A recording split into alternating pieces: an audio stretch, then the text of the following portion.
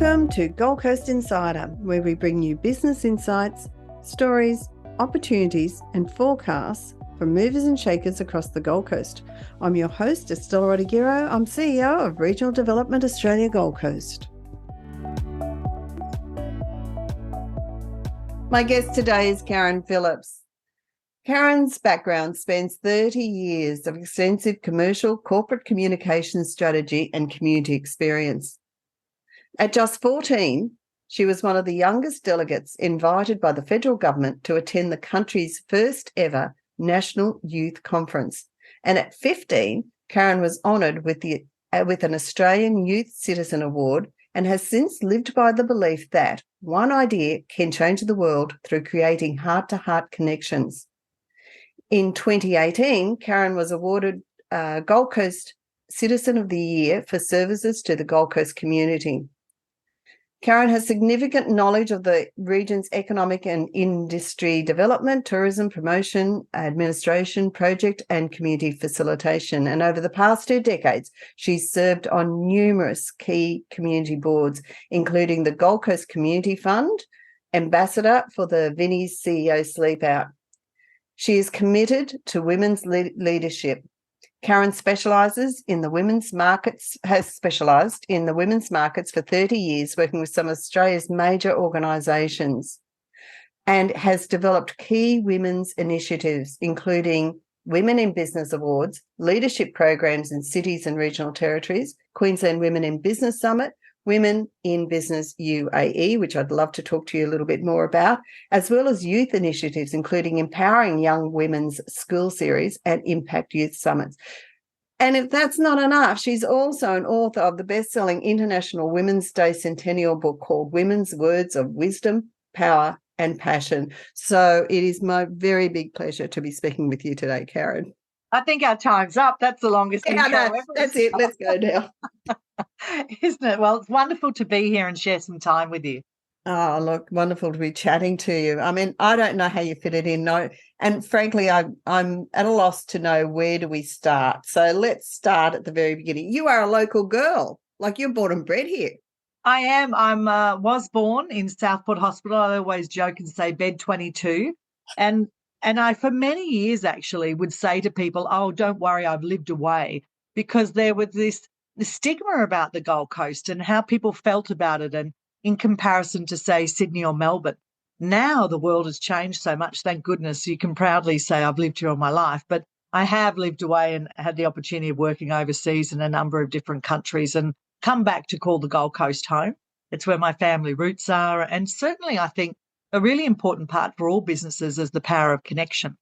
And when I started my career as a journalist initially, I built some really solid, wonderful connections. And so to launch my company back here made great sense. And fortunately, I was able to have a company here that was national and international, but be based on the Gold Coast. I'd always be questioned, why aren't you in Sydney or Melbourne? But the truth is, you can do anything now. And we look at it and don't even question that. Back then, 30 years ago, it's our 30th anniversary of having our company this year. So in those times, it was certainly seen as a challenge to be what they called a regional-based organisation. So what did bring you back to the Gold Coast, Karen? Like, you did travel extensively and you worked extensively overseas. What brought you back to the Gold Coast? I think family, really. It's the love of lifestyle, certainly. By looking at the shade of my skin, I'm very fair. You wouldn't know that I spend much time in the sun. But family were based here on the Gold Coast. And I think that, you know, for many of us, you can travel the world and yes, you always say there's no place like home, but really we do have an incredible lifestyle combined with business opportunities here. So it's the perfect setting to launch a business. And the Gold Coast would have just absolutely, you've just seen the Gold Coast change so much, haven't you, in those years, like from then?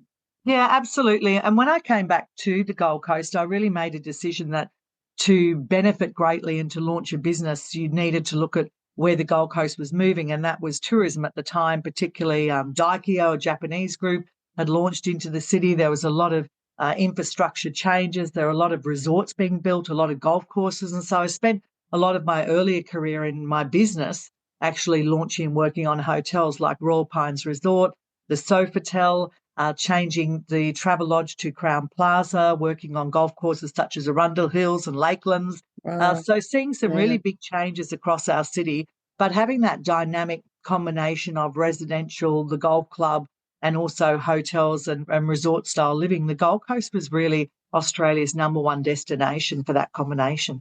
Yeah. So let's jump forward because there's quite a bit I want to get through with you.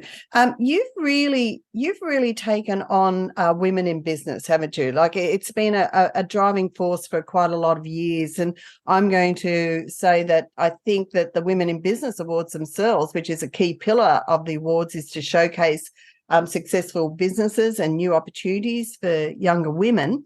That's in its 11th year this year. I mean, it is in its 11th year. Time flies. However, we launched 30 years ago. It's our 30th anniversary of our first Women in Business program.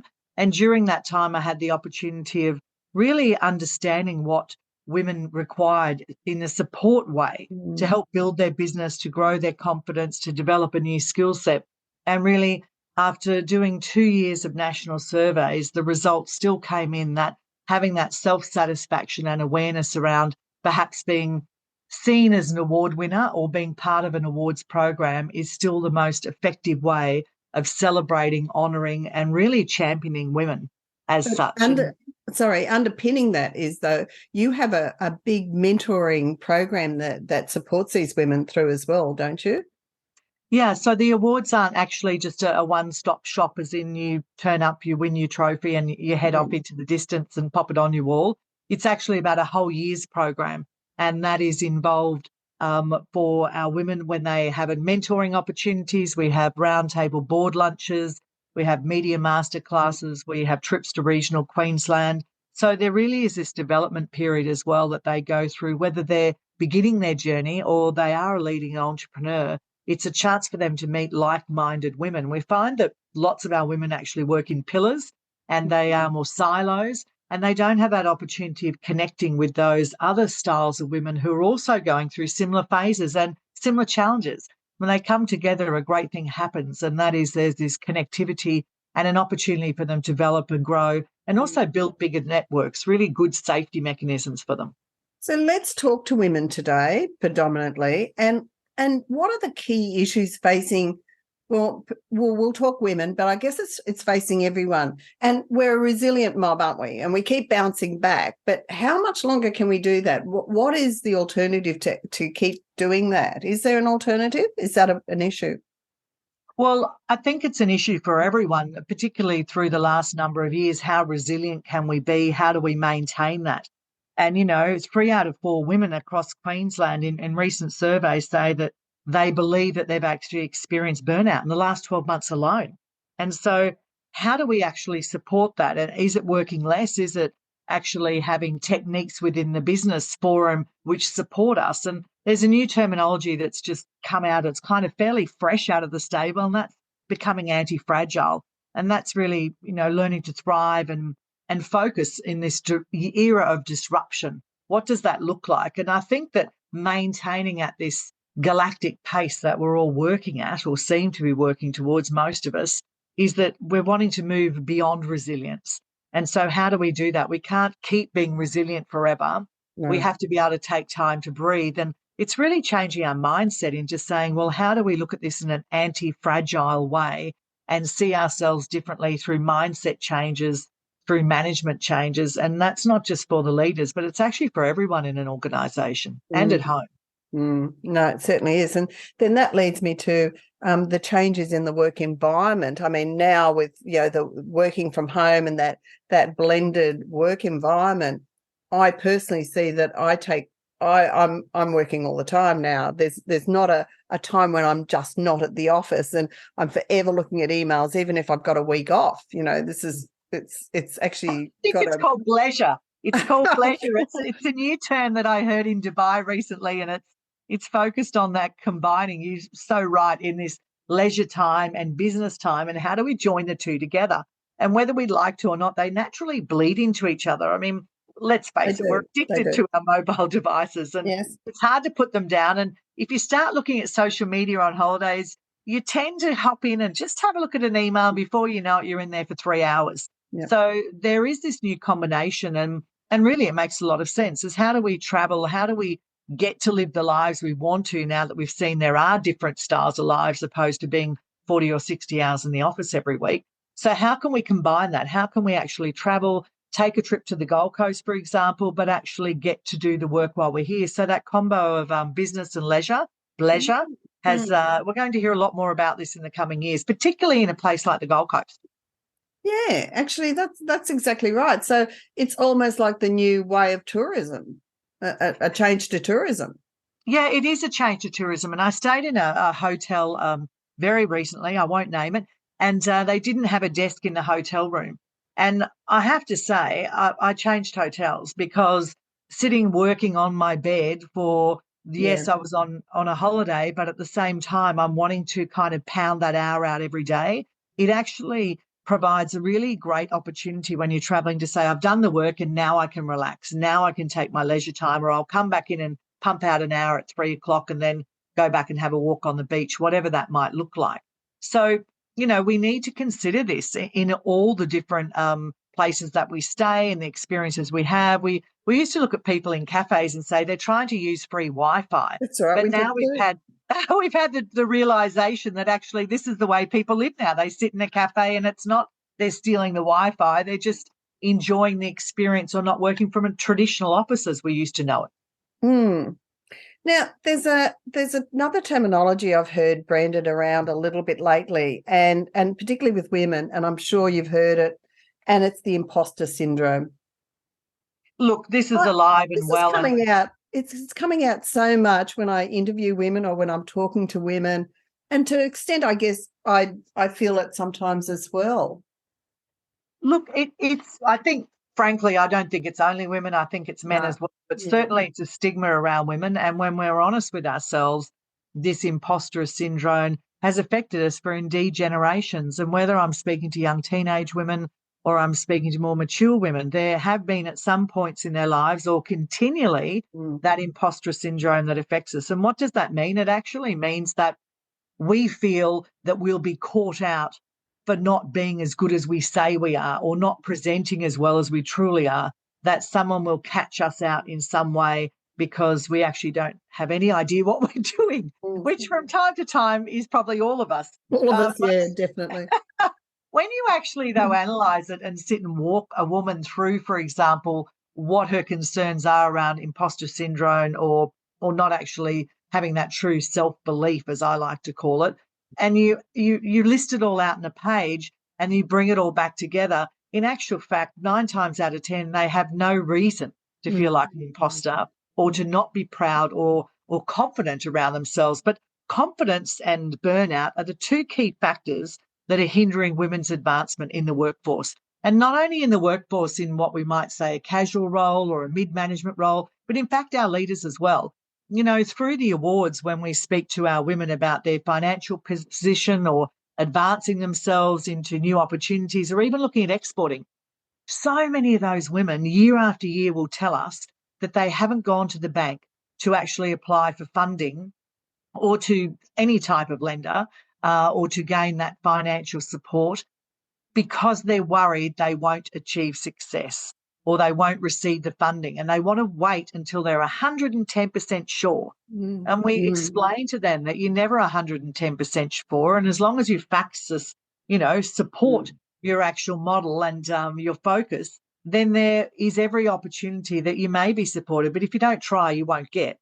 And if you don't go, you'll never know. So, having them understand that you have to stretch yourself further than what they are currently. And for many women, they stay in this, a smaller mindset, but very unfortunately, because they haven't stretched themselves in this way, they won't develop or grow their business to the next level. So, Equal Pay Day is on August the 25th. That's this week. What are we looking at? What is the pay gap data showing us? Well, it's quite frightening, really, is the gender gap shows, in actual fact, that full-time working women earn $252 still less a week than men.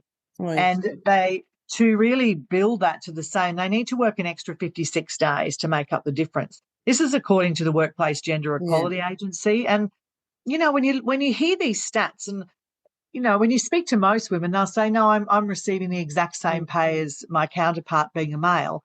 And yet this is actual fact across Australia. So we all need to look at our enterprises. We need to look at our roles. We need to look at diversity, not just gender-based, of course, but ensuring that there is equality across all sectors within our workforce. What does that actually look like? And that equity piece is so important. But, women need to be paid more. It's a simple fact. And you'd say, well, if they're paid in the same job more, what's the difference? Well, the difference is the actual jobs. Yeah. And the difference is the opportunities for women, and the difference is the management roles. And, still when we look at boards, etc., though, yes, the numbers are changing, and thank goodness for that. But we have years and years ahead of us to have true, parity. Wow. I didn't think it was that much. 252 less a week. Yes, that's someone's groceries. Yeah. It's almost someone's rent. It's someone's car payment. When you look at it in those terms, you're right. Affect someone is the choices they get to make about their lives, but also really importantly about their families. Many of these women are actually mums. Yep. And so for them, it's what their children aren't receiving. It's what their families aren't taking home. And as we know, in the last few years, there have been more marital breakups than at any other time in history. And so we're seeing more single families trying to, make their way. And as the cost of living literally is going through the roof, there are decisions being made on how people are living their lives. And that's going to affect them not just now, but for their future, decades to come. And so I think we need to take a much more serious look about this. So let's talk about the Gold Coast, and let's talk about the opportunities on the Gold Coast and for the Gold Coast. Yeah, let's do this. So what do you see as the opportunities for the Gold Coast moving forward? We're filled with opportunities. Aren't we? Yeah, we are. We're really a futuristic city. And I think that, in this decade of disruption, as we realise the opportunities that are here, we're not just leisure-based and led by RDA Gold Coast. In actual fact, we got to see this opportunity around manufacturing. For the first time, there was this bright light shone on, what seemed to be quite a dull sector, frankly, and yet such an important sector. And there are so many employed here on the Gold Coast, but it never got to shine its perfect light until 4 years ago. And now we're starting to look at as, Industry 4.0, what opportunities lie in the health sector, the research sector. I sit on the Institute of Glycomics Board of Advice, and hearing what research opportunities are here. For example, that is a world-leading institute based right here on the Gold Coast. Yep. And we're not celebrated, I don't think, enough, either by the city or by Australia for the work that's undertaken, because we've kind of, lived under mushrooms here. You just get on and you do it. And I think the Gold Coast has been known for its tourism base, and that's critical, of course. But now we're talking about that bleed into leisure. We're talking to it not just being a conference and a tourist market. We're talking about startups, and I actually, after seeing the recent Pacific Air Show, I have to say I had a moment watching those skies and watching the jets race over, thinking, we've been known as the home of the entrepreneurial spirit. We've been known, of course, as we are of the home of the small business. But now we are a courageous city. Yes. We're a city that is leading and taking opportunities. We have a mayor that, will stand tall and say, well, if someone else won't hold the Commonwealth Games, we should. Now, we can all argue back and forth about the rights or wrongs of that. But in actual fact, we are a city where we step up, we stand up, and we aim to make a difference. And yes, we may get knocked down, or yes, we may not win every time, but we'll damn well get in the arena. And I think that's what makes the Gold Coast so proud and so bold and courageous as we move forward. So what do you see as the challenges then in that whole, I totally agree with you. The air show brought us that whole, it was just phenomenal, wasn't it, Karen? Like the it was the buzz in the city. I remember someone saying to me, what is it? What have you liked about it? I said, the feel of the city. There was a buzz, there was an excitement in the Oh, whole of the city. Doesn't matter where you were on the Gold Coast. it was fantastic. And it reminded me of the first day of Indy when they said Paul Newman might come to Australia. That's right. And whether he ever came, and as we know, he didn't, the fact is we were so G'd up and so excited that our city got to host this global event. And, it wasn't just the roar of the crowds. It was or the cars. It was the crowds. It was the excitement and the anticipation and the colour and the movement. And it was in that moment at the air show, I felt exactly the same, standing there and with the Gold Coast Airport team, and they know their planes. Yes. And they're telling us every aircraft that was in the sky and all the details about them. And I just felt like we, and you don't want to say come of age because we continue to come of age. But boy, do we, we really step up and stand up as a city. Yeah. And I think that that's exciting. When you look at what's not right, what we need to work towards, I think that we are still a small city where we're still a teenager finding their legs.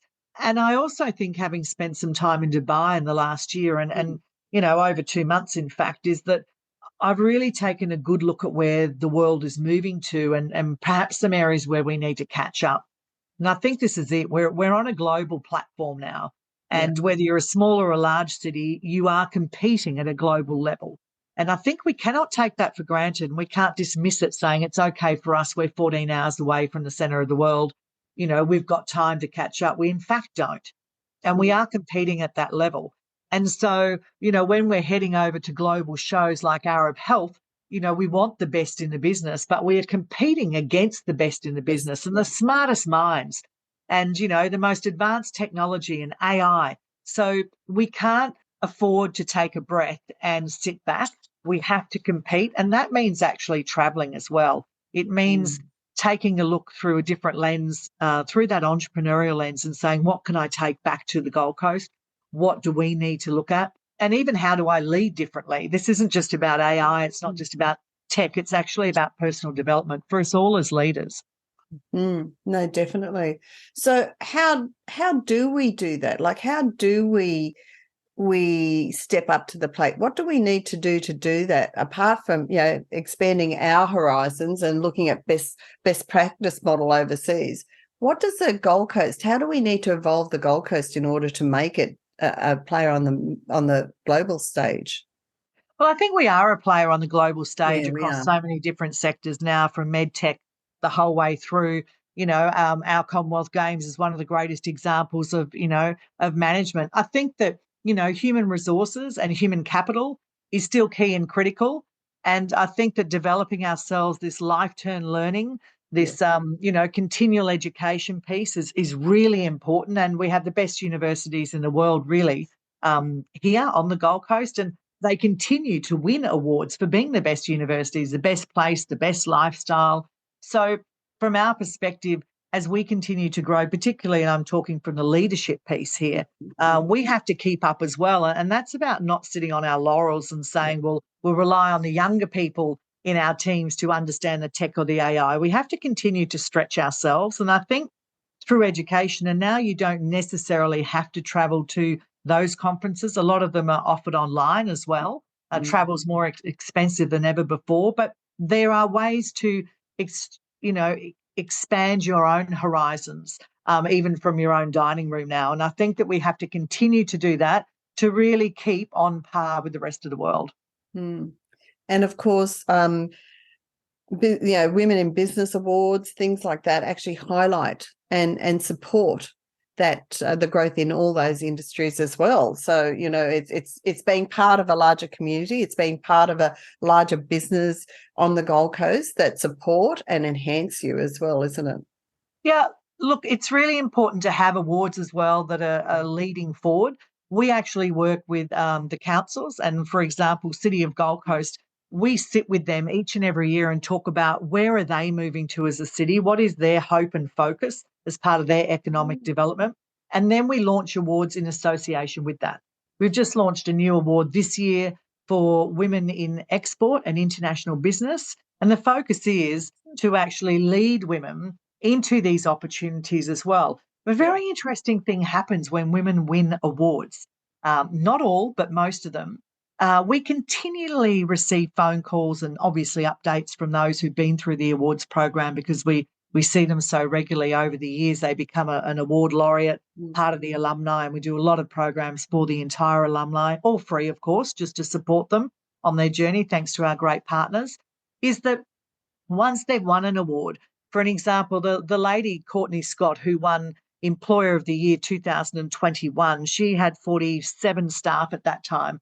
She phones continuously and says, Karen, we've now got another 5 staff. She works in the NDIS space. They're an incredible Gold Coast-based organisation doing work across Queensland. And she'll explain how they've grown and developed. And I sometimes say, Courtney, why are you sharing this with me? It's such great information, but why the need? And she says, because I want to prove that I was worthy of winning that award. Oh, wow. And I think that that's what happens when women win something, is they want to then stretch even further and show that they were worthy, because the other women that were also applying and vying for that award are also so exemplary. And so, a crazy thing happens as they continue to stretch and become more and more dynamic. And that's a wondrous part of the awards program. Look, I think the Gold Coast is lucky to have people such as yourselves that are totally passionate, incredibly proactive in the growth of our industries and in looking after people within industries, whether they're men or women. But what is it about the Gold Coast? This is my takeaway question. What is it about the Gold Coast that you love, you personally? Let's, putting business aside, what is it that you, if you were talking to someone from overseas, why should they come to the Gold Coast? People always talk about the weather. Yes. And, undeniable today. Even when it rains, I say it's liquid sunshine. So I think that's it. We are a golden city. We're filled with golden opportunities, from the goldness of the beach and the goldness of the sun, but even to those beautiful sunsets in the hinterland, is I think that we have opportunities here to grow and develop and to really make your mark. We have a council that supports you. We have organisations like RDA who are here to understand industry and provide that incredible, direct intel. We have opportunities through education. And also, I think, I always say it's our people. I believe we're absolutely welcoming. Yeah. And I think that we are a brilliant circus in a way of every act possible. And when you get inside the tent, you don't quite understand it once you buy your ticket, but when you get inside the tent, you are taken back with our passion and our courage and our hopes and our tenacity.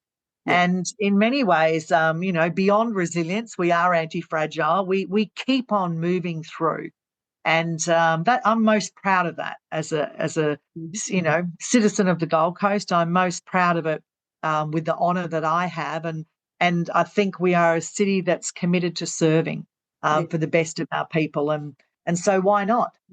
If anywhere, why not here? Yeah, exactly. But the one thing that keeps resonating with me is we are a city, but we're also like a community. Like we're a city, but everyone knows each other. We don't get lost in the city, do we? In the mass of it. And I think that we're a community on many levels. Whether it's sports, whether it's the markets at Mudgee Bar, or whether it's the corporates in, the different centres of the Gold Coast, we all have our own people. And I think that, someone once said, the Gold Coast is like a strand of pearls. And from Coolangatta to Burleigh, all the way up to Labrador and beyond, as we have these beautiful collective communities.